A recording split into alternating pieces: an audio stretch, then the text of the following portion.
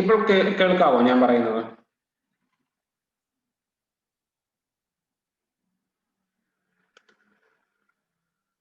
ഇപ്പോഴും ക്ലിയർ അല്ലെങ്കിൽ എന്നോടൊന്ന്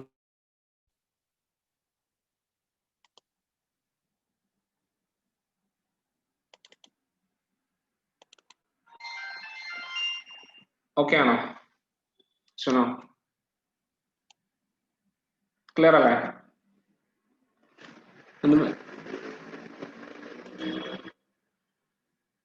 ഓക്കെ ഗുഡ്. ഓക്കെ എനിവേസ്, അപ്പൊ നമുക്ക് തുടങ്ങാം, ക്ലാസ് തുടങ്ങാം. നമ്മൾ ഇന്ന് ഡിസ്കസ് ചെയ്യാൻ പോകുന്ന ചാപ്റ്റർ സ്റ്റാഫിംഗ് എന്ന് പറയുന്ന ചാപ്റ്റർ ആണ്. സ്റ്റാഫിംഗ് എന്ന് പറയുന്നത് ബിസിനസ് സ്റ്റഡീസിലെ 6ാമത്തെ ചാപ്റ്റർ ആണ്. പ്ലാനിങ്ങും ഓർഗനൈസിങ്ങും കഴിഞ്ഞിട്ടുള്ള ചാപ്റ്റർ ആണ് സ്റ്റാഫിംഗ് എന്ന് പറയുന്നത്. നമുക്കറിയാം ബിസിനസ് സ്ഥാപനത്തിൽ അല്ലെങ്കിൽ ഒരു മാനേജ്മെന്റിന്റെ ഏറ്റവും വാല്യബിൾ ആയിട്ടുള്ള ഒരു പ്രോസസ്സാണ് സ്റ്റാഫുകളെ ബിസിനസ്സിലേക്ക് റിക്രൂട്ട് ചെയ്യുക എന്നുള്ളത്. അതായത് കറക്റ്റ് സമയത്ത് കറക്റ്റ് ആളുകളെ കറക്റ്റ് ജോലിയിലേക്ക് നിയമിക്കുക എന്ന് പറയുന്നത് ബിസിനസ്സിനെ സംബന്ധിച്ചിടത്തോളം വളരെ പ്രധാനപ്പെട്ട ഫാക്ടറാണ്. കാരണം എന്താണെന്ന് ചോദിച്ചാൽ ബിസിനസിന്റെ എല്ലാ പ്രവർത്തനങ്ങളും ഏകോപിപ്പിക്കുന്നത് അല്ലെങ്കിൽ അതിലുള്ള എംപ്ലോയീസിന്റെ കപ്പാസിറ്റി തീരുമാനിക്കുന്നത് എപ്പോഴും ആ ബിസിനസ് സ്ഥാപനത്തിന്റെ റിക്രൂട്ടിംഗ് ഏജൻസി അല്ലെങ്കിൽ ആ ബിസിനസ് സ്ഥാപനത്തിന്റെ സ്റ്റാഫിംഗ് ഡിപ്പാർട്ട്മെന്റിന്റെ കപ്പാസിറ്റി അനുസരിച്ചായിരിക്കുന്നതാണ്. അതായത് സ്റ്റാഫിംഗ് ഡിപ്പാർട്ട്മെന്റ് എഫിഷ്യന്റ് ആണെങ്കിൽ, സ്റ്റാഫിംഗ് ഡിപ്പാർട്ട്മെന്റിന് വിളിക്കുന്ന വേറൊരു പേരാണ് ഹ്യൂമൻ റിസോഴ്സ് ഡിപ്പാർട്ട്മെന്റ് എന്ന് പറയുന്നത്. ഹ്യൂമൻ റിസോഴ്സ് ഡിപ്പാർട്ട്മെന്റ് അല്ലെങ്കിൽ HR മാനേജ്മെന്റ് എന്ന് വിളിക്കും. HR മാനേജ്മെന്റ് കേൾക്കാത്തവരുണ്ടാവില്ല. സ്റ്റാഫിംഗ് ഡിപ്പാർട്ട്മെന്റ് ഇന്ന് നമ്മൾ വിളിക്കുന്നത് ഹ്യൂമൻ റിസോഴ്സ് ഡിപ്പാർട്ട്മെന്റ് അല്ലെങ്കിൽ ഹ്യൂമൻ റിസോഴ്സ് മാനേജ്മെന്റ് എന്നാണ്. അതിനുള്ള കാരണം എന്താണെന്ന് ചോദിച്ചാൽ സ്റ്റാഫിംഗ് എന്ന് പറയുന്നത് നമ്മൾ ഈ പറയുന്ന പഴയ കോൺസെപ്റ്റ് ആണ്. ആളുകളെ ബിസിനസ്സിലേക്ക് എടുക്കുന്ന പ്രോസസ്സ് മാത്രമായിരുന്നു സ്റ്റാഫിംഗ് എന്ന് പറയുന്നത്. എന്നാൽ ഇന്ന് അതല്ല. നമ്മളെ സ്റ്റാഫിംഗ് എന്ന് പറയുന്ന പ്രോസസ്സ് അതല്ല. കാരണം ഒരുപാട് കാര്യങ്ങൾ അതിൽ ഉൾപ്പെടുന്നു എന്നുള്ളത് കൊണ്ടാണ്. സ്റ്റാഫിംഗ് പ്രോസസ്സ് എന്ന് പറയുന്നത് ബിസിനസ്സിലേക്ക് ആളുകളെ അക്വയർ ചെയ്യുകയും അവരെ ഡെവലപ്പ് ചെയ്യുകയും അവരെ മെയിൻറ്റെയിൻ ചെയ്യുകയും ചെയ്യുന്ന പ്രോസസ്സാണ്. എല്ലാ കാര്യങ്ങളും വരുന്നുണ്ട്, ഓൾ ഇൻ ഓൾ വരുന്നുണ്ട്. എന്നാൽ പഴയ സ്റ്റാഫിംഗിൽ അത്രയൊന്നും ഉണ്ടായിരുന്നില്ല. ജസ്റ്റ് ആളുകളെ എടുക്കുക എന്നുള്ള കോൺസെപ്റ്റ് മാത്രമായിരുന്നു.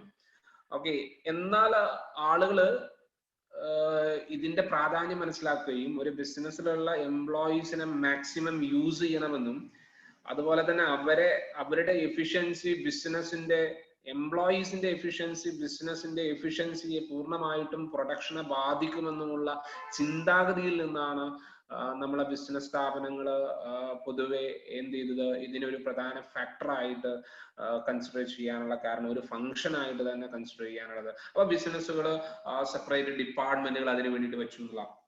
പുറത്തുനിന്ന് പലപ്പോഴും ആളുകളെ റിക്രൂട്ട് ചെയ്യുമ്പോൾ നമുക്ക് എക്സ്പെൻസീവ് ആണ് എന്നുള്ളത്. അപ്പോൾ നമ്മൾ വലിയ ബിസിനസ് സ്ഥാപനങ്ങളാണെങ്കിൽ എപ്പോഴും ഈ പറയുന്ന എംപ്ലോയീസ് എന്ന് പറയുന്ന ഒരു പ്രശ്നം ഫാക്ടർ നമ്മളെ ബിസിനസ്സിൽ ഉണ്ടാവുന്നത് കൊണ്ട് നമുക്ക് തന്നെ സെപ്പറേറ്റ് ഒരു ബിസിനസ് സ്ഥാപനത്തിനെ സെറ്റ് ചെയ്താൽ അല്ലെങ്കിൽ ബിസിനസ് സ്ഥാപനത്തിൽ ഒരു ഡിപ്പാർട്ട്മെന്റ് സെറ്റ് ചെയ്താൽ എന്ത് സംഭവിക്കും എന്നുള്ള ചിന്താഗതിയിൽ നിന്നാണ് ഒരു ബിസിനസ് സ്ഥാപനം സ്റ്റാഫിംഗ് ഡിപ്പാർട്ട്മെന്റ് എന്ന് പറയുന്ന ഒരു ഡിപ്പാർട്ട്മെന്റ് അല്ലെങ്കിൽ ഹ്യൂമൻ റിസോഴ്സ് ഡിപ്പാർട്ട്മെന്റും കൂടി വേണമെന്നുള്ള ചിന്താഗതിയിലേക്ക് വന്നത് എന്നുള്ളത്. അപ്പൊ ശരിക്കും പറഞ്ഞാൽ കറക്റ്റ് ആള് കറക്റ്റ് സമയത്ത് കറക്റ്റ് ജോലിയിലേക്ക് എടുക്കുന്ന പ്രോസസ്സിനെ നമ്മൾ വിളിക്കുന്ന പേരാണ് യഥാർത്ഥത്തിൽ എന്തെന്ന് പറയുന്നത്, സ്റ്റാഫിംഗ് എന്ന് പറയുന്നത്. കറക്റ്റ് വ്യക്തിനെ കറക്റ്റ് സമയത്ത് കറക്റ്റ് ജോലിയിൽ എടുക്കുന്ന പ്രോസസ്സാണ് യഥാർത്ഥത്തില്. അങ്ങനെ എടുക്കുക എന്ന് മാത്രം പറയാൻ പറ്റില്ല. ശരിക്കും അതുമായി ബന്ധപ്പെട്ട് എംപ്ലോയീസുമായി ബന്ധപ്പെട്ട് എല്ലാ കാര്യങ്ങളും. അതുകൊണ്ടാണ് ഞാൻ പറഞ്ഞത് the process of acquiring, developing and maintaining A satisfactory work force for an organisation. വേണ്ടത്ര കപ്പാസിറ്റിയും കാര്യങ്ങളും ഉള്ള ഒരു സ്റ്റാഫിനെ അല്ലെങ്കിൽ ആ വർക്ക് ഫോഴ്സ് ചെയ്യാൻ കഴിയുന്ന ഒരു എംപ്ലോയിയെ അല്ലെങ്കിൽ ഒരു വർക്കറെ മെയിൻറ്റെയിൻ ചെയ്യുകയും അദ്ദേഹത്തിനെ ഡെവലപ്പ് ചെയ്യുകയും അദ്ദേഹത്തിനെ അക്വയർ ചെയ്യുക എന്ന് പറയുന്നത് ശരിക്കും റിക്രൂട്ട് ചെയ്യുക എന്നാ പറയാ, എടുക്കുകയും ചെയ്യുന്ന പ്രോസസ്സാണ് യഥാർത്ഥത്തിൽ സ്റ്റാഫിംഗ് എന്ന് പറയുന്നത്. അപ്പൊ സ്റ്റാഫിങ്ങില് പ്ലേസ്മെന്റ് വരുന്നുണ്ട്, ആ എംപ്ലോയീസിന്റെ ഗ്രോത്തും ഡെവലപ്മെന്റും ട്രാൻസ്ഫറും പ്രൊമോഷൻസും എല്ലാ കാര്യങ്ങളും പെടുന്നുണ്ട്. സ്റ്റാഫിംഗ് എന്ന് പറയുന്നത് സിംപ്ലി എംപ്ലോയീസിനെ എടുക്കുക എന്നുള്ളത് മാത്രമല്ല, the process of acquiring and maintaining and developing A satisfactory work force എന്നാ പറയാ. ഒരു കറക്റ്റ് എംപ്ലോയിനെ നമ്മൾ എന്ത് ചെയ്യുക, എല്ലാ രീതിയിലുള്ള മോൾഡിങ്ങും നടത്തുന്ന പ്രോസസ്സാണ് യഥാർത്ഥത്തിൽ എന്തെന്ന് പറയുന്നത് സ്റ്റാഫിംഗ് എന്ന് പറയുന്നത്. ഒരു സിംപ്ലി നമ്മൾ പറഞ്ഞാൽ കറക്റ്റ് ജോലിയിൽ കറക്റ്റ് വ്യക്തിയെ കറക്റ്റ് സമയത്ത് എടുക്കുന്ന അല്ലെങ്കിൽ പ്ലേസ്മെന്റ് നടത്തുന്ന പ്രോസസ്സിനെ നമ്മൾ വിളിക്കുന്ന പേരാണ് സ്റ്റാഫിംഗ് എന്ന് പറയുന്നത്. ഓക്കെ അല്ലെ? അപ്പൊ സ്റ്റാഫിംഗ് അപ്പൊ ഒരു ബിസിനസിനെ സ്ഥാപനം സംബന്ധിച്ചിടത്തോളം ഒരിക്കലും ഒരാളോട് ചോദിച്ചൊരു ചോദ്യമാണ്, നിങ്ങൾ എങ്ങനെയാണ് എംപ്ലോയീസിനെ എടുക്കുന്നത് എന്ന് ചോദിച്ചപ്പോ അദ്ദേഹം പറഞ്ഞത്, സ്വർണം എങ്ങനെയാണോ കുഴിച്ചെടുക്കുന്നത് അതുപോലെയാണ് ഞാനൊരു എംപ്ലോയീസിന് എന്ത് ചെയ്യുന്നത്, എന്റെ ബിസിനസ്സിലേക്ക് ഞാനൊരു എംപ്ലോയിയെ റിക്രൂട്ട് ചെയ്യുന്നത് അല്ലെങ്കിൽ ഒരു എംപ്ലോയിയെ ഞാൻ നിയമിക്കുന്നത് എന്നുള്ള. സ്വർണം എങ്ങനെയാണോ കുഴിക്കുന്നത്, എന്താ സ്വർണം കുഴിക്കുമ്പോൾ എന്താ പ്രത്യേകത? സ്വർണം എന്ന് പറയുന്ന ആ പ്രീഷ്യസ് ആയിട്ടുള്ള വൈകൻസ് കാര്യം ഏറ്റവും അടിയിലാണ് കിടക്കുന്നത്, ഏറ്റവും അടിയിലാണ്. അപ്പൊ ഒരുപാട് ചളി മാന്തി ഒരുപാട് മണ്ണൊക്കെ മാന്തി ഒഴിവാക്കിയിട്ടാണ് നമുക്ക് ആ പ്രീഷ്യസ് ആയിട്ടുള്ള സാധനം കിട്ടുക. അത്രയും എന്ത് ചെയ്യുന്നുണ്ട്, പ്രോസസ്സിങ് നടത്തിയിട്ടാണ് ഒരു എംപ്ലോയിയെ ഇദ്ദേഹം എടുക്കുന്നത് എന്നുള്ള. അപ്പൊ ഇവിടെ ഞാൻ പറഞ്ഞു വരുന്ന കാര്യം എന്ന് പറയുന്നത് അത്രയും പ്രാധാന്യം കൊടുക്കേണ്ട ഒന്നാണ് എന്തെന്ന് പറയുന്നത് നമ്മളെ ബിസിനസ്സിലെ നമ്മളുടെ സ്റ്റാഫിംഗ് പ്രോസസ് എന്ന് പറയുന്നത്. ഓക്കെ, അപ്പൊ സ്റ്റാഫിംഗ് പ്രോസസ് എന്ന് പറയുന്നത് it is a process of recruiting and selecting and training of men, ഇങ്ങനെ വേണമെങ്കിലും പറയാം. അപ്പൊ ഇതിൽ ഏതെങ്കിലും ഒന്ന് നിങ്ങൾ പഠിച്ചു വെക്കുക. It's a process of recruiting, selecting and training of men. അല്ലെങ്കിൽ ഞാൻ നേരത്തെ പറഞ്ഞ പോലെ തന്നെ എന്ത് ചെയ്യുക, എംപ്ലോയീസിനെ കറക്റ്റ് സമയത്ത് കറക്റ്റ് ജോലിയിൽ കറക്റ്റ് വ്യക്തിയെ പ്ലേസ് ചെയ്യുന്ന പ്രോസസ്സാണ് സ്റ്റാഫിംഗ് എന്ന് പറയുന്നത്. അപ്പൊ ആദ്യം നമ്മൾ പഠിക്കേണ്ട സ്റ്റാഫിംഗ് എന്താന്നുള്ളത് തന്നെയാണ്.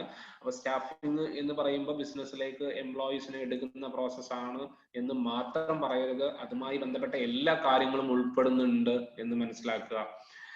ഓക്കെ, ഇതാണ് ഞാൻ നേരത്തെ പറഞ്ഞത്, മുന്നേ പറഞ്ഞ കാര്യം തന്നെയാണ്. It's a process of acquiring, developing and retaining A work force of sufficient quality and quantity and quality to create positive impact on the organization effectiveness. ബിസിനസിന്റെ കാര്യങ്ങൾ എഫക്റ്റീവ് ആക്കാൻ വേണ്ടിയിട്ട് വേണ്ടത്ര ക്വാളിറ്റിയും ക്വാണ്ടിറ്റിയും ഉള്ള വർക്ക് ഫോഴ്സിനെ റീറ്റെയിൻ ചെയ്യുകയും ഉള്ളവരെ നിലനിർത്തുകയും ആൾറെഡി ഉള്ളവരെ ഡെവലപ്പ് ചെയ്യുകയും ഇല്ലാത്തവരെ അക്വയർ ചെയ്യുകയും ചെയ്യുന്ന പ്രോസസ്സാണ്, പ്രക്രിയയാണ് എന്തെന്ന് പറയുന്നത് സ്റ്റാഫിംഗ് എന്ന് പറയുന്നത്. അപ്പൊ ഇതിൽ ഈ പറയുന്ന 3 പോയിന്റും നിങ്ങൾക്ക് പ്രധാനമായിട്ടും കോട്ട് ചെയ്യാൻ പറ്റും എന്നുള്ളതാണ്. Right person at the right time എന്നുള്ളത്, right person at the right time എന്ന് നിങ്ങൾക്ക് പറയാം. അതുപോലെ തന്നെ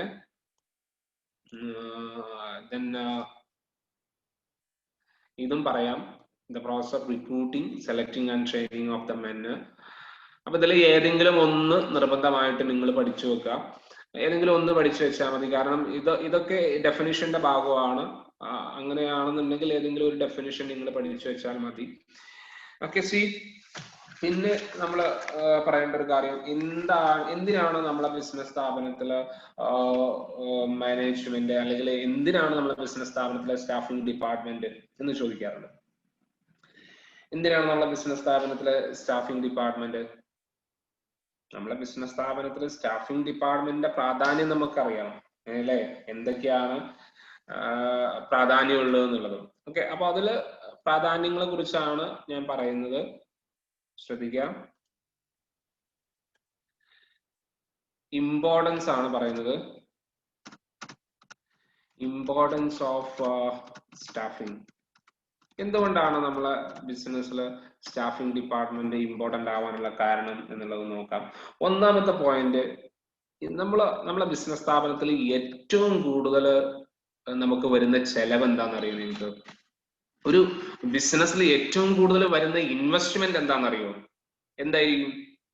ഏറ്റവും കൂടുതൽ ഇപ്പൊ നിങ്ങളൊന്ന് ആലോചിച്ച് നോക്കുക, പല ബിസിനസ് സ്ഥാപനങ്ങളും 500, 1000, 2000, 50,000, 70,000 ലക്ഷക്കണക്കിന് എംപ്ലോയീസ് വർക്ക് ചെയ്യുന്നു എന്നുള്ള.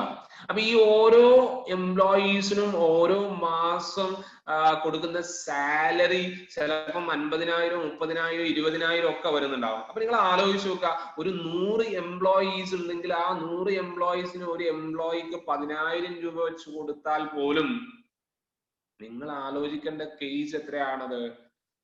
അത് തന്നെ ഏകദേശം 1 കോടി രൂപയിൽ കൂടുതൽ വരും അല്ലെ? അപ്പൊ നമ്മള് പറയുന്നത് എന്താണെന്ന് വെച്ചാല് 10 ലക്ഷം രൂപയിൽ കൂടുതൽ വരും. അപ്പൊ ഇങ്ങനെ 100ഉം 500ഉം 1000 എംപ്ലോയീസ് വർക്ക് ചെയ്യുന്ന ബിസിനസ് സ്ഥാപനങ്ങളുണ്ട്. അപ്പൊ ശരിക്കും പറഞ്ഞാല് നമ്മളെ ബിസിനസ് സ്ഥാപനത്തിൽ ഏറ്റവും കൂടുതൽ ഇൻവെസ്റ്റ്മെന്റ് നടത്തിയിട്ടുള്ളത് ഒരിക്കലും എന്തിലല്ല, നമ്മളെ ക്യാപിറ്റലിലാണോ? അങ്ങനെ ഒന്നുമല്ല. ഏറ്റവും കൂടുതൽ ഇൻവെസ്റ്റ്മെന്റ് നടത്തിയിട്ടുള്ളത് എന്തിൽ തന്നെയാണ്? ഏതിലായിരിക്കും ഹെവി ഇൻവെസ്റ്റ്മെന്റ് നടത്തിയിട്ടുള്ളത്? ഹെവി ഇൻവെസ്റ്റ്മെന്റ് നടത്തിയിട്ടുള്ളത് എവിടെയായിരിക്കും? നമുക്കറിയാം എവിടെയാണ്. ഓൺ നമ്മളെ സ്റ്റാഫിംഗ് ഡിപ്പാർട്ട്മെന്റിലാണ്, അല്ലെങ്കിൽ എംപ്ലോയീസിന് വേണ്ടിയിട്ടാണ് ഏറ്റവും കൂടുതൽ നമ്മൾ ഇൻവെസ്റ്റ്മെന്റ് നടത്തിയിട്ടുള്ളത്. അതുപോലെ തന്നെ നമ്മുടെ ബിസിനസ് സ്ഥാപനത്തിൽ ഇഷ്ടം പോലെ ഡിപ്പാർട്ട്മെന്റ് അല്ലെ, പ്ലാനിങ് ഡിപ്പാർട്ട്മെന്റ് ഉണ്ട്, അതുപോലെ ഫങ്ഷൻസ് തന്നെ planning, organising, staffing, directing, controlling, അതുപോലെ തന്നെ ഡിപ്പാർട്ട്മെന്റുകൾ ഉണ്ട്, പ്രൊഡക്ഷൻ, മാർക്കറ്റിംഗ്, സെയിൽസ്, ഇങ്ങനെ ഒരുപാട് ഡിപ്പാർട്ട്മെന്റുകൾ ഉണ്ട്. പക്ഷെ എല്ലാ ഡിപ്പാർട്ട്മെന്റുകളിലേക്കും എംപ്ലോയീസിനെ റിക്രൂട്ട് ചെയ്യുന്നത് അല്ലെങ്കിൽ എംപ്ലോയീസിനെ എടുക്കുന്നത് എവിടെ നിന്നാണ്? ആരാണ് ചെയ്യുന്നത്? Staffing department. അപ്പൊ സ്റ്റാഫിംഗ് ഡിപ്പാർട്ട്മെന്റിന് മറ്റുള്ളവരെക്കാളും കൂടുതൽ എഫേർട്ട് എടുക്കേണ്ടി വരുന്നു എന്നുള്ളത് വേറൊരു കാര്യമാണ്. ഓക്കെ, ഇന്റർ റിലേറ്റഡ് എഫേർട്ട് ആണെന്ന് വേണമെങ്കിൽ പറയാം. ഇന്റർ റിലേറ്റഡ്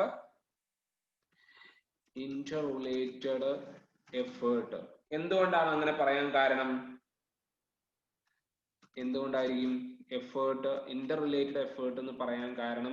ഞാൻ പറഞ്ഞു, ഈ ഡിപ്പാർട്ട്മെന്റിന്റെ സ്റ്റാഫിംഗ് ഡിപ്പാർട്ട്മെന്റിന്റെ എഫേർട്ട് എത്രത്തോളം ഉണ്ടോ, അത് അല്ലെങ്കിൽ എടുക്കുന്ന എംപ്ലോയീസിന്റെ കപ്പാസിറ്റി എത്രത്തോളം ഉണ്ടോ, അതിനെ ബേസ് ചെയ്തിട്ടുള്ളതായിരിക്കും എന്തെന്ന് പറയുന്നത് ബാക്കി എല്ലാ ഡിപ്പാർട്ട്മെന്റിന്റെ കാര്യക്ഷമത തീരുമാനിക്കുന്നത്. അതുകൊണ്ടാണ് ഞാൻ പറഞ്ഞത് ഇന്റർ റിലേറ്റഡ് എഫേർട്ട് ആണ് എന്ന് പറയാൻ കാരണം. അപ്പൊ ഞാൻ 2 കാര്യങ്ങൾ പറഞ്ഞു. അതുപോലെ തന്നെ it is a valuable asset. ബിസിനസ്സിലെ ഏറ്റവും വാല്യുബിൾ ആയിട്ടുള്ള അസറ്റ് ആണ്. നമുക്ക് തൊടാനും കാണാനൊന്നും പറ്റില്ല എങ്കിലും ബിസിനസിന്റെ ഏറ്റവും വാല്യുബിൾ ആയിട്ടുള്ള അസറ്റ് ഏതാണെന്ന് ചോദിച്ചാൽ അതിനുള്ള answer that should be our employees അല്ലേ? That should be our employees. കാരണം അവരുടെ എഫിഷ്യൻസിയും അവരുടെ വർക്കിനും ബേസ് ചെയ്തിട്ടാണ് നമ്മൾ എന്ത് ചെയ്യുന്നത്? പ്രോഫിറ്റ് ഉണ്ടാക്കുന്നത്, ബിസിനസ് പ്രോഫിറ്റ് ഉണ്ടാക്കുന്നത്. ഒരു മുതലാളിയാകുന്നത് തൊഴിലാളികൾ ഉണ്ടാവുന്നത് കൊണ്ടാണ്. ആ തൊഴിലാളികളുടെ വർക്കും അവരുടെ എഫേർട്ടും കാരണമാണ് പലപ്പോഴും എന്ത് ചെയ്യുന്നത്? ഒരു ബിസിനസ് സ്ഥാപനം തളച്ച് വളരുന്നത് എന്ന് നമ്മൾ മനസ്സിലാക്കുക. അപ്പോൾ ഏറ്റവും വാല്യുബിൾ ആയിട്ടുള്ള അസറ്റ് ആണ് എന്തെന്ന് പറയുന്നത്? നമ്മുടെ സ്റ്റാഫിംഗ് ഡിപ്പാർട്ട്മെന്റ് എന്ന് പറയുന്ന, അല്ലെങ്കിൽ നമ്മുടെ ബിസിനസ്സിലുള്ള എംപ്ലോയീസ് എന്ന് പറയുന്നത്. ഓക്കെ ആണല്ലോ? അപ്പൊ 3ാമത്തെ പോയിന്റ് ഏറ്റവും വാല്യുബിൾ ആയിട്ടുള്ള അസറ്റ് ആണ്. അപ്പൊ നിങ്ങൾ മനസ്സിലാക്കേണ്ടത് എത്രത്തോളം വാല്യുബിൾ ആണ് നമ്മുടെ ബിസിനസ്സിൽ സ്റ്റാഫിംഗ് ഡിപ്പാർട്ട്മെന്റ് എന്നുള്ളതാണ്. ഇനി ലോങ് ടേം എഫക്ട് ഉണ്ടാകും എന്നുള്ളതാണ്. ലോങ് ടേം എഫക്ട് നമ്മളെ ബിസിനസ് സ്ഥാപനത്തിൽ ഉണ്ടാക്കാൻ ആരെ കൊണ്ട് പറ്റും? കാരണം നമ്മളൊരു എംപ്ലോയിനെ എടുക്കുന്നത് കുറഞ്ഞത് 1 വർഷത്തേക്കെങ്കിലും ആയിരിക്കും എന്നുള്ളത് കൊണ്ട് തന്നെ അത് ഒരു ലോങ് ടേം പർപ്പസ് ആകും ഓട്ടോമാറ്റിക്കലി. കാരണം ഇവര് ചെയ്യുന്ന കാര്യങ്ങളുടെ എഫക്ട് ഒരിക്കല് ഒരു അമേരിക്കക്കാരനോട് ഒരു മലയാളി, കാരണം ഈ അമേരിക്കക്കാരൻ ചെയ്യുന്ന പരിപാടി എന്താണെന്ന് വെച്ചാല് ഇവര് കുറെ ആളുകൾ എന്ത് ചെയ്യുന്നുണ്ട്? കുറെ ഫ്രഷേഴ്സിനെ, എക്സ്പീരിയൻസ്ഡ് അല്ലാത്ത ഫ്രഷേഴ്സിനെ എന്ത് ചെയ്യുന്നു? എടുക്കുന്നുണ്ട്. ഈ ഫ്രഷേഴ്സിനെ എടുക്കുമ്പോൾ ഒരു പ്രത്യേകത എന്താ വെച്ചാൽ അവർക്ക് കുറഞ്ഞ വേതനം കൊടുത്താൽ മതി. അതുപോലെ തന്നെ അവർ ഏറ്റവും എഫിഷ്യന്റ് ആയിട്ട് വർക്ക് ചെയ്യാൻ ശ്രമിക്കും. കാരണം അവർ ജോലി പഠിക്കുന്നതിന്റെ ഭാഗമായിട്ട് ഒരുപാട് നല്ല രീതിയിൽ വർക്ക് ചെയ്യാൻ അവർ ശ്രമിക്കുന്നതാണ്. അത് കാരണം അങ്ങനെ ഒരു വിഷയമുണ്ട്. ഓക്കെ, അപ്പൊ പക്ഷെ ഈ മലയാളികൾക്ക് ഒരു പ്രശ്നം, വേറെ പ്രശ്നം എന്താണെന്ന് വെച്ചാല് ഇവർ ഈ പണി പഠിച്ചു കഴിഞ്ഞാൽ ഓൺ ദ സ്പോട്ടിൽ അങ്ങേപ്പുറത്തേക്ക് ചാടും എന്നുള്ളതാണ് അല്ലേ? അണ്ണാരക്കൊട്ടനെന്ന് പറയും നമ്മൾ പെട്ടെന്ന് അങ്ങോട്ടും ഇങ്ങോട്ടും ഇങ്ങനെ ചാടി കളിക്കും. ഓക്കെ, പണി പഠിച്ചു കഴിഞ്ഞാൽ ഓൺ ദ സ്പോട്ടിൽ അവരെന്ത് ചെയ്യും? ക്വിറ്റ് ചെയ്യും, വേറെ വല്ല പരിപാടിക്കും പോകും. അതായത് കുറച്ചും കൂടി കൂടുതൽ സാലറി കിട്ടുന്ന ഏതെങ്കിലും സ്ഥാപനങ്ങളിലേക്ക് ചാടും. എക്സ്പെഷ്യലി മലയാളികൾ അങ്ങനെയാണ്. ഓക്കെ, അപ്പോ ഈ കാര്യം ഒരു മലയാളി ഈ പറയുന്ന അമേരിക്കക്കാരനോട് പറഞ്ഞപ്പോ, ഒരു സായിപ്പിനോട് പറഞ്ഞപ്പോ, കാരണം ഈ സായിപ്പിന്റെ കമ്പനിയില് എന്താ പറയാ, പ്രൊഡക്ഷൻ ഡിപ്പാർട്ട്മെന്റിൽ ഒരുപാട് ആളുകൾ, മലയാളികൾ, ഫ്രഷേഴ്സ് ആയിട്ടുള്ള ആളുകൾ വർക്ക് ചെയ്യുന്നുണ്ട്. അപ്പൊ ഇദ്ദേഹം പറഞ്ഞൊരു കാര്യം എന്താണെന്ന് നിങ്ങൾക്കറിയോ?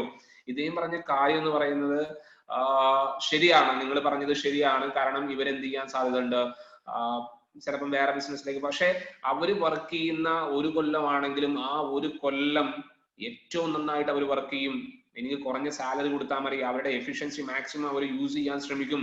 അത് അത്രയും എനിക്ക് ലാഭമല്ലേ, അത്രയും എനിക്ക് ലാഭമല്ലേ. അപ്പൊ ഞാൻ പറഞ്ഞു വരുന്നത്, അപ്പൊ പലപ്പോഴും നമ്മൾ ഏതൊരു ബിസിനസ് സ്ഥാപനത്തിലേക്കും ഏത് എംപ്ലോയീസിനും എടുക്കുമ്പോഴും നമ്മൾ ശ്രദ്ധിക്കേണ്ട കുറച്ച് കാര്യങ്ങളുണ്ട്. കാരണം ആ എംപ്ലോയി ബിസിനസ്സിൽ വരുമ്പോൾ ഉണ്ടാകുന്ന എഫക്റ്റ് എന്ന് പറയുന്നത്, കാരണം അവര് മറ്റുള്ള എംപ്ലോയീസിനായിട്ട് കമ്മ്യൂണിക്കേറ്റ് ചെയ്യുന്നുണ്ട്, മറ്റുള്ള എംപ്ലോയീസിനായിട്ട് ഇടപഴകുന്നുണ്ട്, എല്ലാ രീതിയിലും സാലറിയും മറ്റുള്ള കാര്യങ്ങളും ഒക്കെ തീരുമാനിക്കുകയും ഡിസ്കസ് ചെയ്യുകയൊക്കെ ചെയ്യുന്നുണ്ട്. അപ്പൊ അവര് ബിസിനസ്സിലേക്ക് വരുമ്പോൾ ഉണ്ടാകുന്ന എഫക്റ്റ് എത്രത്തോളം ഉണ്ടാകുന്നു നമ്മൾ മനസ്സിലാക്കണം. ഈവൻ അല്ലെ, ഒരു എംപ്ലോയി നന്നായാൽ ആ ബിസിനസ് നന്നാക്കാനും ചീത്തയായാൽ അത് ചീത്തയാക്കാനും പറ്റുമെന്ന് നമ്മൾ മനസ്സിലാക്കുക. അപ്പൊ അതുകൊണ്ട് തന്നെ എംപ്ലോയീസിനെ എടുക്കുമ്പോൾ നല്ലവണ്ണം ആലോചിക്കേണ്ടതുണ്ട് എന്ന് പറയാനുള്ള കാരണം അതാണ്. സോ സ്റ്റാഫിംഗ് ഡിപ്പാർട്ട്മെന്റിന് അത്രയും ക്രൂഷ്യൽ ആയിട്ടുള്ള ഒരു വർക്ക് ഉണ്ട്. ഒരു ലോങ് ടേം എഫക്ട് ഉണ്ടാക്കുന്ന ഒരു ഡിപ്പാർട്ട്മെന്റ് ആണ് എന്ന് പറയുന്നത് സ്റ്റാഫിംഗ് ഡിപ്പാർട്ട്മെന്റ് എന്ന് പറയുന്നത്. അതുപോലെ തന്നെ ഇത്രയും കാര്യങ്ങൾ പ്രധാനമായിട്ടും നിങ്ങൾ കോട്ട് ചെയ്യേണ്ട പോയിന്റുകളാണ് ഞാൻ ഈ പറഞ്ഞത്. ഇതാണ് ഏതൊക്കെയാണ്? ഹെവി ഇൻവെസ്റ്റ്മെന്റ് ആണ്, ഇന്റർ റിലേറ്റഡ് എഫേർട്ട് എടുക്കുന്നുണ്ട്, വാല്യുബിൾ അസറ്റ് ആണ്, അതുപോലെ ലോങ് ടൈം. ഇതൊക്കെയാണ് പ്രധാനമായിട്ടും സ്റ്റാഫിങ്ങിന്റെ ഇമ്പോർട്ടൻറ്റ്. അതായത് സ്റ്റാഫിങ് എന്തുകൊണ്ട് ബിസിനസ് സ്ഥാപനത്തിന് പ്രാധാന്യമുള്ള ഒരു ഡിപ്പാർട്ട്മെന്റ് ആകുന്നു എന്ന് ചോദിച്ചാൽ അതിനുള്ള ഉത്തരം എന്ന് പറയുന്നത് ഹെവി ഇൻവെസ്റ്റ്മെന്റ് ആണ് സ്റ്റാഫിംഗ് ഡിപ്പാർട്ട്മെന്റിൽ നമ്മൾ നടത്തുന്നത്. ഇന്റർ റിലേറ്റഡ് എഫേർട്ട് ആണ് എപ്പോഴും ആരുടെ ഭാഗത്തു നിന്നുണ്ടാവുന്നത്? സ്റ്റാഫിംഗ് ഡിപ്പാർട്ട്മെന്റിന്റെ ഭാഗത്തു നിന്നുണ്ടാവുന്നത്. ഇറ്റ്സ് എ വാല്യുബിൾ അസറ്റ്, ഏറ്റവും വാല്യുബിൾ ആയിട്ടുള്ള അസറ്റ് ആണ്.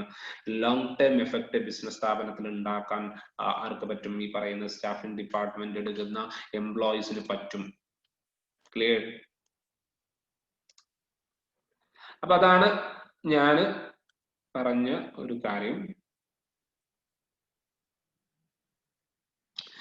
ദെൻ അപ്പൊ ഇത് ഇമ്പോർട്ടൻസ് ആണ് ഞാൻ പറഞ്ഞത്.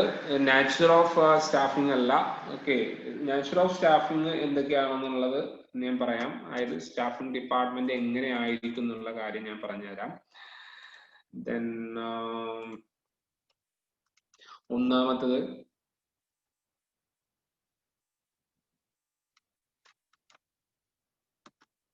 Okay, come to staffing is an important managerial function. പറയേണ്ട കാര്യമില്ല. എന്തുകൊണ്ടാണ് അത് ഇമ്പോർട്ടന്റ് ആയിട്ടുള്ള മാനേജറിയൽ ഫംഗ്ഷൻ ആവാനുള്ള കാരണം എന്ന് ചോദിച്ചാൽ, മറ്റ് staffing function is most important managerial function that planning, organising, directing, controlling, ഈ പറയുന്ന ഡിപ്പാർട്ട്മെന്റുകളൊക്കെ വൈകൻസി കണക്ട് ചെയ്തിട്ടുള്ള ഒന്നാണ് എന്തെന്ന് പറയുന്നത് സ്റ്റാഫിംഗ് ഡിപ്പാർട്ട്മെന്റ് എന്ന് പറയുന്നത്. ഈ പറയുന്ന 4 ഡിപ്പാർട്ട്മെന്റുകളും അതിന്റെ depends upon the man power which is available through the staffing department. ഈ പറയുന്ന 4 ഡിപ്പാർട്ട്മെന്റുകൾ വർക്ക് ചെയ്യുന്ന സ്റ്റാഫിംഗ് എംപ്ലോയീസ് എന്ന് പറയുന്നത് ഏതിലൂടെ വരുന്നതാണ്? സ്റ്റാഫിംഗ് ഡിപ്പാർട്ട്മെന്റ് എടുക്കുന്ന എംപ്ലോയീസ് തന്നെ ആയിരിക്കും എവിടെ ഉണ്ടാവുക? ഈ പറയുന്ന 4 ഡിപ്പാർട്ട്മെന്റും കൺട്രോൾ ചെയ്യുന്നത്. അപ്പൊ അതുകൊണ്ടാണ് സ്റ്റാഫിംഗ് ഡിപ്പാർട്ട്മെന്റ് വളരെ പ്രധാനപ്പെട്ട ഒരു മാനേജറിയൽ ഫംഗ്ഷൻ ആണെന്ന് പറയാൻ കാരണം. അതുപോലെ തന്നെ staffing is a pervasive activity. A staffing function is carried out by all managers in all type of concern where the business activities are going out. എല്ലായിടത്തും ഉണ്ട്. എല്ലാ സ്റ്റാഫിംഗ് ഡിപ്പാർട്ട്മെന്റ് എന്ന് പറയുന്ന ആൾ പെർവേസീവ് ആക്ടിവിറ്റി ആണ്. എല്ലാ ഡിപ്പാർട്ട്മെന്റുകളും എല്ലാ മാനേജേഴ്സും ചെയ്യുന്ന കാര്യമാണ്. എല്ലാ മാനേജേഴ്സും, കാരണം എല്ലാ തരത്തിലുള്ള ബിസിനസ് സ്ഥാപനത്തിലും എന്തുണ്ട്? ആളുകളെ എടുക്കുന്നുണ്ട്, അവർക്ക് വേണ്ട ട്രെയിനിങ് കൊടുക്കുന്നുണ്ട്, അവരെ നമ്മൾ എന്ത് ചെയ്യുന്നുണ്ട്? വേണ്ട റിക്രൂട്ട്മെന്റും മറ്റുള്ള കാര്യങ്ങളും എല്ലാ പ്രോസസ്സിങ്ങും എല്ലായിടത്തും നടക്കുന്നുണ്ട്. wherever they need man power. ഏത് ബിസിനസ് സ്ഥാപനത്തിനാണോ മാൻ പവർ വേണ്ടത് അവിടെയൊക്കെ ഈ പറയുന്ന പ്രോസസ്സ് നടക്കുന്നുണ്ട്. അതുപോലെ തന്നെ it's A continuous activity. It's A continuous activity. Nature of management, nature of staffing ആണ് പറയുന്നത്. It's A continuous activity. ഇത് അത്ര പ്രാധാന്യമുള്ള ഒരു വിഷയമല്ല, ഇമ്പോർട്ടൻസ് ആണ് നിങ്ങൾ പഠിക്കേണ്ടത്. Okay, it's A continuous activity എന്ന് പറയാൻ കാരണം എന്ത് ചെയ്യുന്നുണ്ട്, ഒരു ബിസിനസ് സ്ഥാപനം ഉള്ളിടത്തോളം കാലം അവിടെയുള്ള എംപ്ലോയീസിനുള്ള ട്രാൻസ്ഫറും പ്രൊമോഷൻസും അവർക്ക് വേണ്ട ട്രെയിനിങ്ങും കാര്യങ്ങളൊക്കെ നമ്മൾ എന്ത് ചെയ്തുകൊണ്ടേയിരിക്കണം. അതുകൊണ്ടാണ് അതിന് കണ്ടിന്യൂസ് ആക്ടിവിറ്റി ആണെന്ന് പറയുന്നത്. സ്റ്റാഫിംഗ് എന്ന് പറയുന്നത് ചിലപ്പോൾ എംപ്ലോയീസ് പോവും, അപ്പൊ നമ്മൾ പുതിയ എംപ്ലോയീസിനെ എടുക്കേണ്ടി വരും. ആ പുതിയ എംപ്ലോയീസിനെ കൊണ്ടുവന്നു കഴിഞ്ഞാൽ അവർക്ക് വേണ്ട ട്രെയിനിങ് നമ്മൾ കൊടുക്കേണ്ടി വരും. അതുപോലെ തന്നെ ആൾറെഡി ഉള്ള എംപ്ലോയീസിന് ചിലപ്പോൾ നമ്മൾ ട്രെയിനിങ് കൊടുക്കേണ്ടി വരും. ചിലപ്പോൾ ആളുകൾ നമ്മൾ പുറത്താക്കേണ്ടി വരും, അവരുടെ സാലറി നമ്മൾ ചിലപ്പം ഫിക്സ് ചെയ്യേണ്ടി വരും. അപ്പൊ ഇങ്ങനെയുള്ള എല്ലാ കാര്യങ്ങളും എന്ത് ചെയ്യുന്നുണ്ട്, എല്ലാ ആക്ടിവിറ്റീസും സ്റ്റാഫിങ്ങുമായി ബന്ധപ്പെട്ട എല്ലാ ആക്ടിവിറ്റീസും കണ്ടിന്യൂസ് ആയിട്ട് നടക്കുന്നത് കൊണ്ട് തന്നെ ലൈഫ് ലോങ് ഒരു ഓർഗനൈസേഷൻ ഉള്ളിടത്തോളം, through out the life long എന്നാ പറയുന്നത്, ഒരു ബിസിനസ് സ്ഥാപനത്തിൽ ഉള്ളിടത്തോളം കാലം എന്ത് ചെയ്യുന്നുണ്ട്, ഈ സ്റ്റാഫിംഗ് പ്രോസസ് നടക്കുന്നുണ്ട്. അപ്പൊ അതും കൂടി ഒന്ന് ആലോചിക്കുക. Then the basis of staffing function is efficient management of personnels എന്ന് പറയുന്നത്.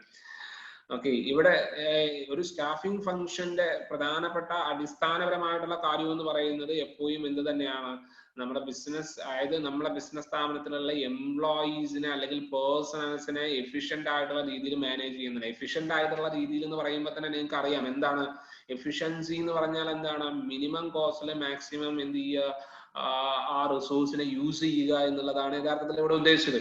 അപ്പൊ അവരുമായി ബന്ധപ്പെട്ട് എഫിഷ്യന്റ്ലി മാനേജ് ചെയ്യാനായിട്ട് പറ്റണം.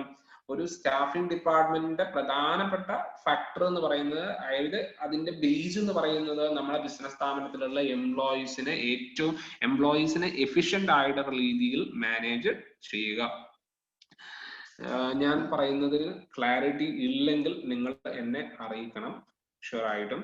അതുപോലെ തന്നെ staffing aids in placing the right man at the right job. It can be done efficiently through proper recruitment procedure and then finally selecting the most suitable candidate as per the job requirement. Staffing എന്ന് പറയുന്നത് correct ആളുകളെ correct ജോബിൽ correct സമയത്ത് recruit ചെയ്യാൻ സഹായിക്കുന്നു എന്നുള്ളത് കൊണ്ടാണ്. അപ്പൊ ശരിക്കും പറഞ്ഞാൽ എന്താണ് സ്റ്റാഫിംഗ് ചോദിച്ചാൽ അതിനുള്ള ഉത്തരമാണിത്. ഓക്കെ, സ്റ്റാഫിംഗ് എപ്പോഴും ഇതാണ് ചെയ്യുന്നത്. ഈ പറയുന്ന കാര്യം ചെയ്യുന്നുണ്ടെങ്കിൽ മാത്രമാണ് നമുക്കതിനെ സ്റ്റാഫിംഗ് എന്ന് പറയാൻ പറ്റും. എന്ത്, placing the right men at the right job. Correct ആളെ കറക്റ്റ് സമയത്ത് കറക്റ്റ് ജോലിയിൽ റിക്രൂട്ട് ചെയ്യാൻ അല്ലെങ്കിൽ നിയമിക്കാൻ, പ്ലേസ് ചെയ്യാൻ പറ്റുന്നുണ്ടെങ്കിൽ മാത്രമാണ് നമുക്ക് ആ ചെയ്യുന്ന ആക്ടിവിറ്റി എന്തെന്ന് പറയുക, സ്റ്റാഫിംഗ് ആണ് എന്ന് നമുക്ക് പറയാൻ പറ്റുക. ഇവിടെ റിക്രൂട്ട്മെന്റ് നടക്കുന്നുണ്ട്, അതുമായി ബന്ധപ്പെട്ട പ്രൊസീജിയേഴ്സ് ഉണ്ട്. അതുപോലെ ഫൈനലി നമ്മൾ സെലക്ട് ചെയ്യുന്നുണ്ട്, ഏറ്റവും സ്യൂട്ടബിൾ ആയിട്ടുള്ള കാൻഡിഡേറ്റ് നമ്മൾ സെലക്ട് ചെയ്യുന്നുണ്ട്. ദിസ് ഇസ് കാൾഡ്, ഇതാണ് ഒരു. അതുപോലെ തന്നെ ജോബ് റിക്വയർമെന്റ് എത്രത്തോളം ഉണ്ട് എന്നുള്ളത് നമ്മൾ കണ്ടെത്തുന്നുണ്ട്. ജോബ് റിക്വയർമെന്റ് എത്രത്തോളം ഉണ്ടെന്ന് കണ്ടെത്തുകയും അതിന് സ്യൂട്ടബിൾ ആയിട്ടുള്ള ആളുകളെ നമ്മൾ റിക്രൂട്ട് ചെയ്യുകയും അതിൽ നിന്ന് ഫൈനലി നമ്മൾ എംപ്ലോയീസിനെ സെലക്ട് ചെയ്യുകയും ചെയ്യുന്ന പ്രോസസ്സാണ് യഥാർത്ഥത്തിൽ എന്തെന്ന് പറയുന്നത്, സ്റ്റാഫിംഗ് എന്ന് പറയുന്നത്.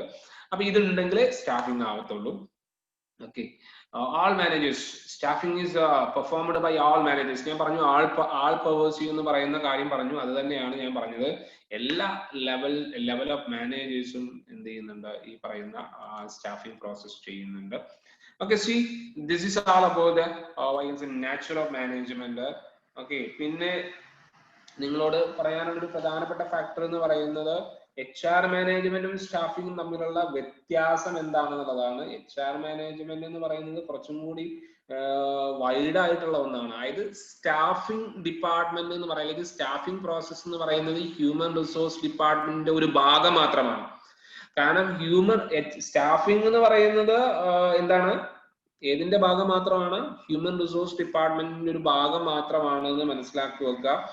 സാധാരണ വലിയ ബിസിനസ് സ്ഥാപനങ്ങളാണ് HR ഡിപ്പാർട്ട്മെന്റ് ഉണ്ടാവുക, അല്ലാത്തടത്ത് സ്റ്റാഫിംഗ് എന്ന് പറഞ്ഞിട്ട് ചെറിയൊരു ഡിപ്പാർട്ട്മെന്റ് മാത്രമാണ് ഉണ്ടാവുക. ഓക്കെ, സോ നമ്മള് പഴയ കാലങ്ങളില് എംപ്ലോയീസിനെ നമ്മള് വെറും ഒരു എംപ്ലോയി മാത്രമായിട്ടായിരുന്നു സ്റ്റാഫിംഗ് ഡിപ്പാർട്ട്മെന്റിനെ സംബന്ധിച്ചിടത്തോളം. ഒരു എംപ്ലോയി, ഒരു സബോർഡിനേറ്റ്സ്, ഒരു മുതലാളിയുടെ ഒരു തൊഴിലാളി മാത്രമായിരുന്നു ഈ സ്റ്റാഫിങ്ങിനെ സംബന്ധിച്ചിടത്തോളം ഉണ്ടായിരുന്ന ഓൾഡ് കോൺസെപ്റ്റ്. സ്റ്റാഫിങ്ങിനെ സംബന്ധിച്ചിടത്തോളം ഉണ്ടായിരുന്ന ഓൾഡ് കോൺസെപ്റ്റ് എന്ന് പറയുന്നത് എന്ത് മാത്രമായിരുന്നു? ഞാൻ പറഞ്ഞു വരുന്നത് സ്റ്റാഫിങ്ങും HR ഡിപ്പാർട്ട്മെന്റും തമ്മിലുള്ള വ്യത്യാസമാണ്. സ്റ്റാഫിങ്ങും HR ഡിപ്പാർട്ട്മെന്റും തമ്മിലുള്ള വ്യത്യാസമാണ് പറയുന്നത്. ഞാൻ ജസ്റ്റ് ഒന്ന് ഇവിടെ പറഞ്ഞു തരാം. ഓക്കെ, സ്റ്റാഫിങ് അതുപോലെ തന്നെ